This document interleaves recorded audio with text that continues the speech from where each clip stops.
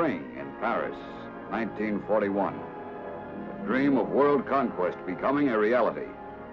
Over the Eiffel Tower, over the cities and towns of Europe hangs a pall of fear and death. This could be London, England, or Buenos Aires. It could even be Main Street, USA.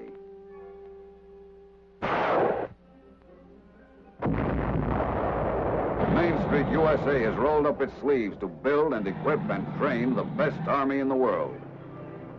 This is rehearsal.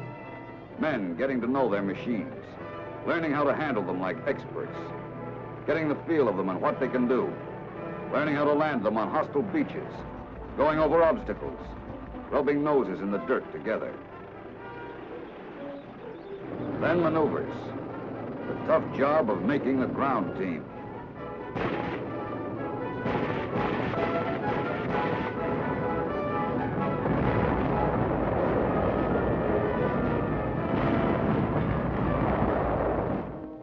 This is Fortress Europa.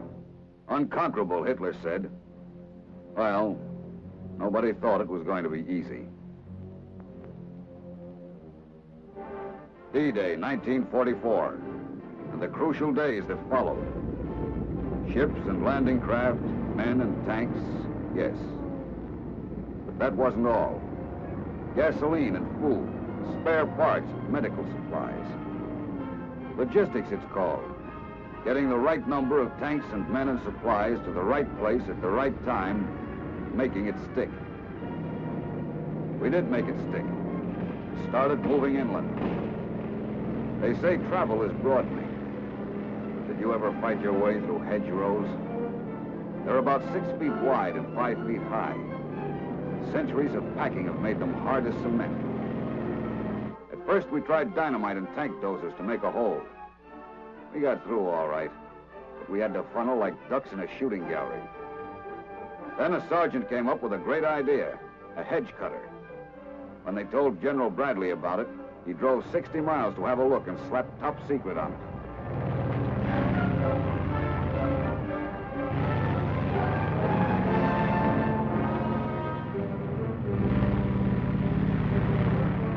Licked the hedgerow country and we pushed on. Tank men are ingenious. They have to be. They have to have a lot of tricks up their sleeves. Here's one. We learned that sandbags packed around a tank will absorb a lot of punishment that can keep a tankman's nerves on edge.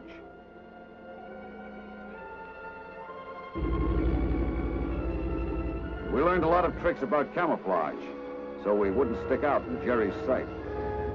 In the beginning, a paint job was supposed to make us hard to see, but it wasn't enough. With a few cut branches, you can break up your telltale silhouette and be pretty hard to spot. With a net, you could blend a whole bivouac area into the scenery so that even low-flying planes won't see you. And if you have a terrain feature or something like a haystack, you can practically disappear.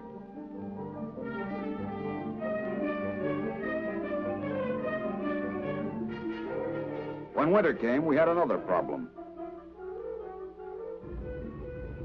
But the tankers invented their own whitewash and almost disappeared against the snowy countryside.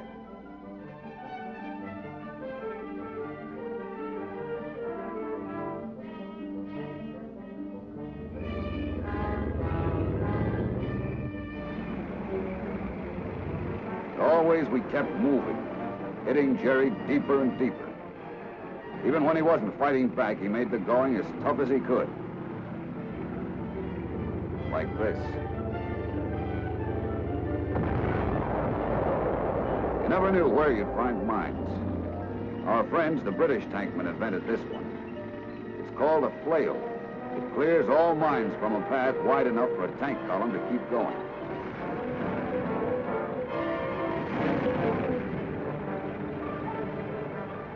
The Snake was another mine-eater. Filled with high explosives, they were pushed out into mine-infested fields, and when detonated, blew up scores of enemy mines at a time.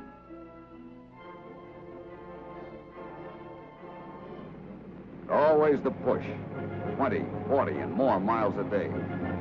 Reconnaissance must be continuous. That's what it says in the book. One day, we found out that we were moving up parallel roads with a Nazi tank column. When they got to the junction, we were ready for them. It was tank against tank, and we blasted them into a tin hat.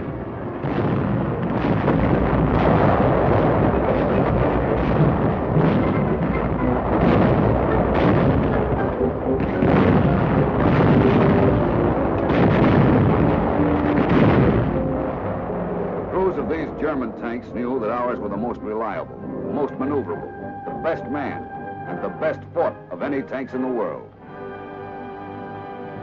They were at their greatest as a member of a team, infantry and tanks protecting each other. Sometimes you got held up by murderous fire from a blockhouse. Jerry often put them just inside the woods. Even when you could spot them, they might be hard to blast out. Well, burn them out.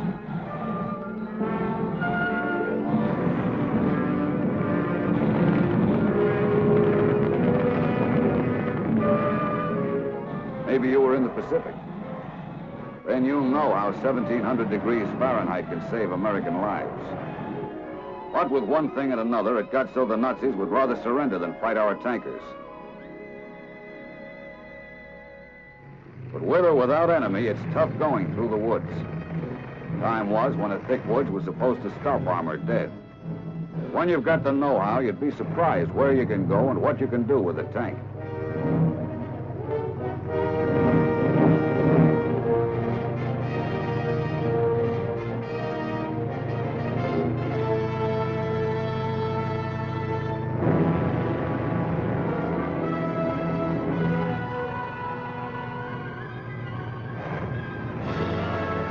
On the other side of the woods, we hit a town. Must have bypassed this one. Our rocket launchers helped soften them up.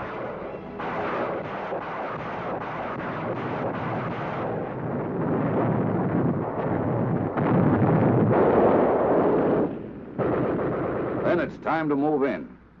Our supply lines have to go through this valley. Jerry knows it.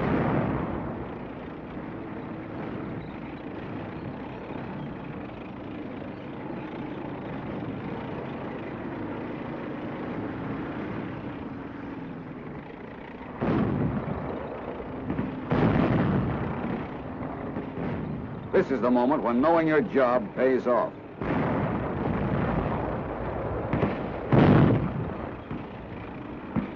Building to building, door to door, you have to dig them out. They snipe from the buildings and barricade the streets.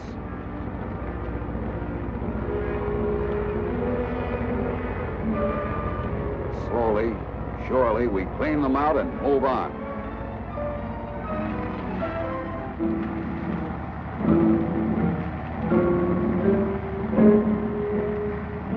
We gather momentum. Our pace becomes terrific for both men and machines.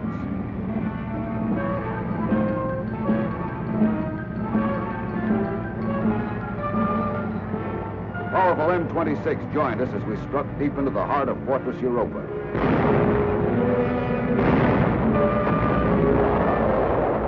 Into the great cities of the German Reich itself.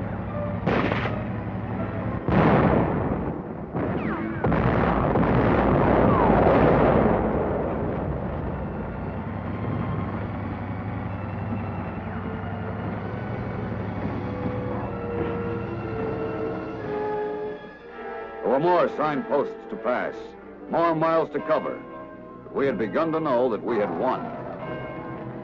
Almost suddenly, the end came. People of Europe could look up again.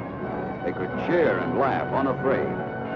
Words like freedom, liberty, began to have meaning for them again.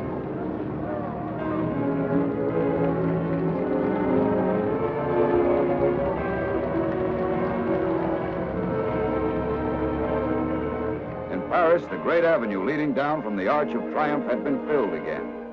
Filled with American tanks rolling proudly down to the great square which is called Concord. Tank mission accomplished.